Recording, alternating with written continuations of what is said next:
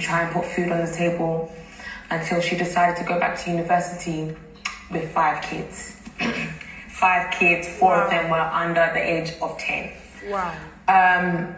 She went to university, she graduated, and now she owns a very successful catering business in the UK. So when I look at her, I look at all the things and the possibilities of what I could be. My mom is a prayer warrior. She taught me how to pray. My mom sings. She taught me how to sing. She taught me how to write. There is nothing that I have now that I didn't get from my mom. She's the most charitable person I know. There's nobody around her that will lack because she's always there to give, even when she has nothing. My plan in life, my goal in life is to make this woman as comfortable as ever. My life is not complete if this woman is not comfortable. Maybe when I was like 4 years old.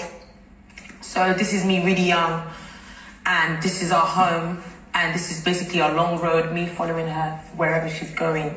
And I feel like that's what my life has been since forever. Wherever my mum goes, I'm there. Now, the thing that makes it a bit more different is that now I've had to break free and find my own path. And I haven't seen my mum in almost a year, which is very, very hard for me. My mom is the strongest person I know. There's not really much sadness in her story because even at her lowest times, she still has a smile on her face. She has 5 children, so the 5 hearts are for 5 of us. My mom used to work in a supermarket. She worked. That means they're happy about the idea that I'm pregnant. So, fast forward to getting him. I think I've told you about it. That's another long story. After I got him, I had postpartum depression because I didn't know shit about being a mother. And that's why when you said that, I took it very personal. But because of the mother in me, I let it go. I don't joke with my son at all. That's why I prefer to keep his story personal. I would rather not say anything about him. But the fact that you see me the way I am doesn't mean I'm not a mother. I don't have to show that I'm a mother. But deep down, I know I am his mother. And when we all leave the house, you would see what I'm saying. I have a friend that and I got pregnant. So, of course, I'm a virgin, and there's no possible way that I'll get pregnant because you'd have to have sex to get pregnant. So, 5 months later, about 22 weeks later, one way or the other, I found I was pregnant. And I told my mom, and she's like, how is that possible?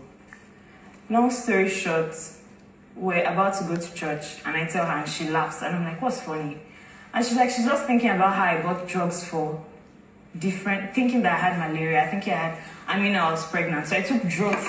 I took malaria drugs like twice. Took drugs to kill worms in my tummy. But nothing happened to him. By the time I even took Avo, nothing happened to him. Then I told my mom, when will you tell my dad? And she's like, let's just go to church. I'll tell him the next day. And then the next day, my mom tells my dad. And the first thing he says is, will she be able to go to school? I got him, I conceived him, but I didn't have sex with the person. Normally, the story is you're having sex with someone and then you get pregnant. But I was a virgin to like 23 plus, 23 plus. I never had sex with his dad. The story sounds stupid. I know some people don't believe, and it's fine. The only person I expect to believe is the first person I had sex with, because I bled. So that's the only person I expect to believe. But luckily for me, I have folks that are amazing, and they believe and they trust me. So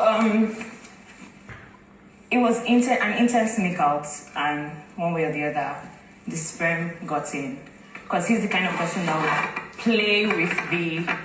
Prince, be careful. Would play with the vagina.